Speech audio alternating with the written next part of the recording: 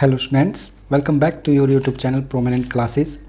Today we discuss class 11th exercise 7.3 permutation and combination. Question number 1 से लेकर 6 तक। अभी तक जो है बच्चों हम इसकी 7.1 और 7.2 एक्सरसाइज कर चुके हैं। आज हम देखने वाले 7.3 में अब देखते हैं क्वेश्चन नंबर 1। क्वेश्चन नंबर 1 में क्या करेगा, how many 3 digit numbers can be formed.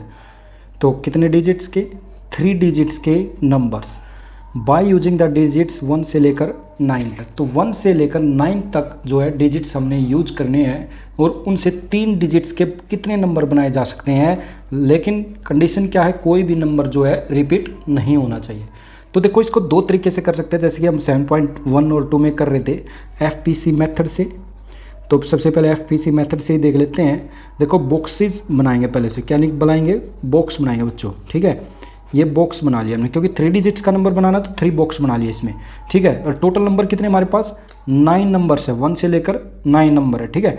तो 9 जो पहला बॉक्स है वो कितने नंबर से फिल हो सकता है, 9 नंबर से, ठीक है। और जो दूसरा नंबर वो किनसे किससे, क्योंकि एक तो फिल हो गया, 9 में से एक फिल हो चुका बच्चों, तो रिपीट नहीं होना। तो कितने बच गए 8। 8 में से कोई सा भी नंबर इसमें फिल कर सकते हैं। अब 2 नंबर फिल हो चुके हैं, तो अब कितने बच गए 7। तो इसकी जब हम मल्टीप्लाई करेंगे तो कितना आ जाएगा 504 आ जाएगा। इसका जो सेकंड मेथड है वो परमुटेशन यूज करके करेंगे हम, परमुटेशन, ठीक है। परमुटेशन का जो हमारा फॉर्मूला होता है वो होता है NPR, ठीक है। NPR, n का फैक्टोरियल और n माइनस r का फैक्टोरियल, ठीक है। अब यहाँ जो है टोटल नंबर्स कितने हैं, 9 नंबर्स हैं, तो n की वैल्यू कितनी है यार 9।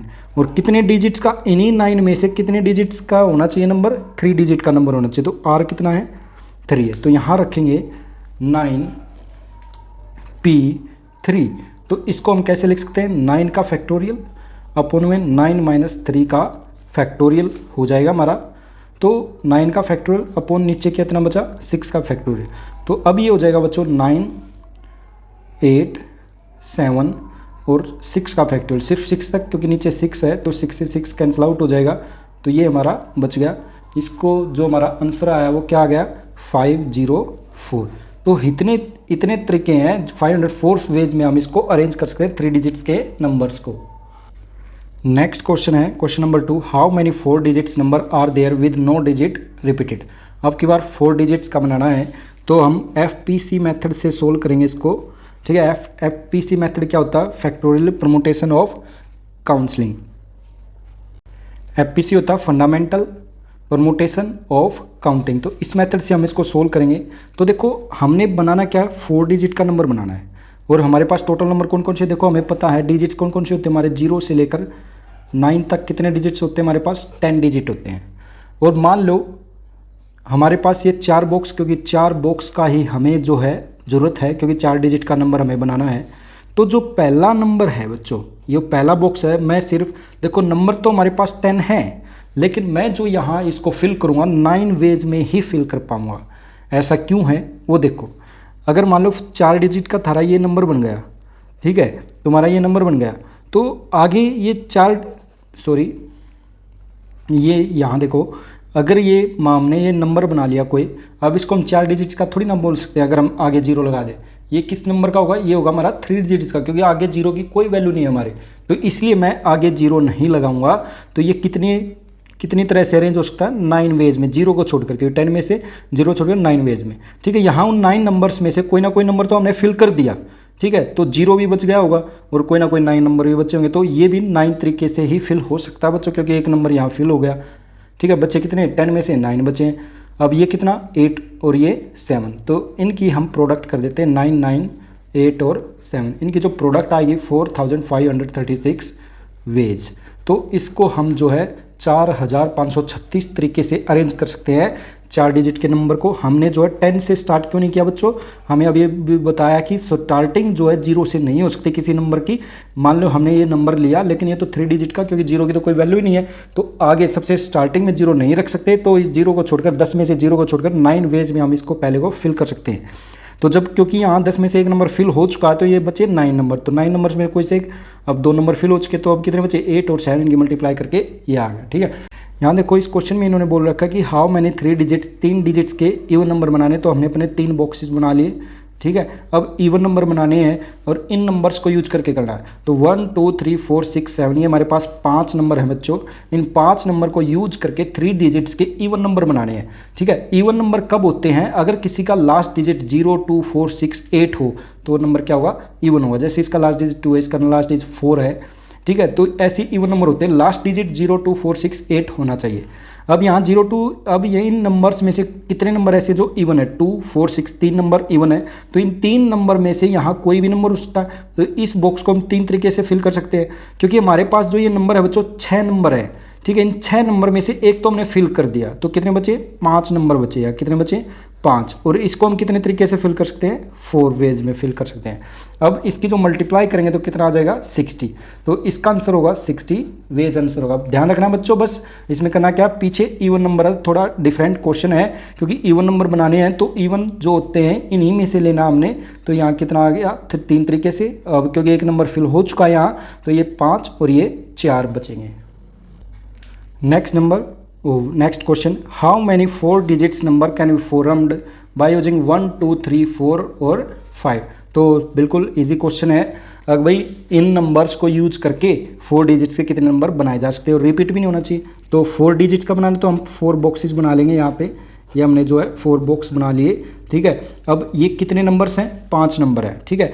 इसको मैं कितनी वेज में फिल कर सकता हूँ? इसको मैं 5 तरीके से फिल कर सकता हूँ, ठीक है। अब एक नंबर यहाँ फिल हो चुका है, क्योंकि रिपीट नहीं होना, जो यहाँ आगा वो यहाँ नहीं आएगा। तो ये 4, ये 3 और ये 2 तरीके से आ जाएगा। तो ये कितने वेज हो गए हमारे पास? 5 4 3 और 2 वेज हो गए हमारे पास ये। तो इसका आंसर जो बना हमारे पास 120। तो 120 जो हमारे 4 डिजिट्स के नंबर है बच्चों, ठीक है।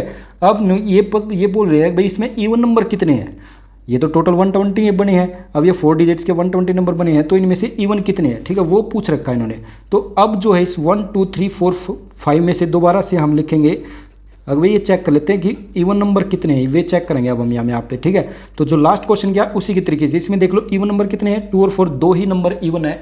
तो इस लास्ट बॉक्स को हम 2 तरीके से ही फिल कर सकते हैं, ठीक है। अब इन 2 तरीके में से एक फिल होगा। देखो इन सारों में से एक नंबर तो गया, 2 तरीके से कोई ना कोई एक नंबर तो फिल हो गया, या तो 2 होगा या फिर 4 होगा, ठीक है। 2 वेज में एक फिल कर दिया। अब इन 5 में से एक नंबर जब यहाँ जा चुका है 2 तरीके से, तो कितने बचे? 4। ये कितने हो गए? 3 और ये कितने हो गए? 2 हो गए हमारे पास, ठीक है। तो ये कितना आ गया हमारे पास? इनकी मल्टीप्लाई आ गई 48। तो इवन नंबर कितने हैं? 48। तो इवन नंबर जो हैं वे हमारे पास कितने हैं? 48 है बच्चों, ठीक है।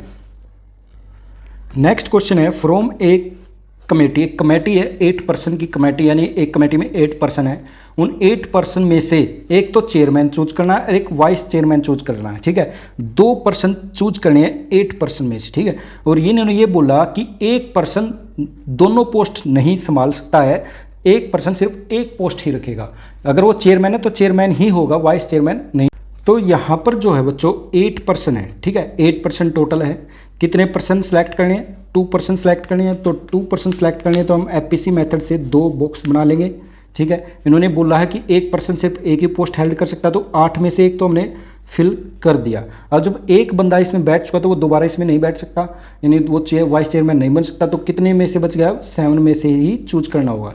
तो टोटल अरेंजमेंट कितने तरीके से कर सकते हैं? 8 × 7 यानी 56 वेज ऐसे हैं जिसमें से हम अपना चेयरमैन और वाइस चेयरमैन चूज कर सकते हैं।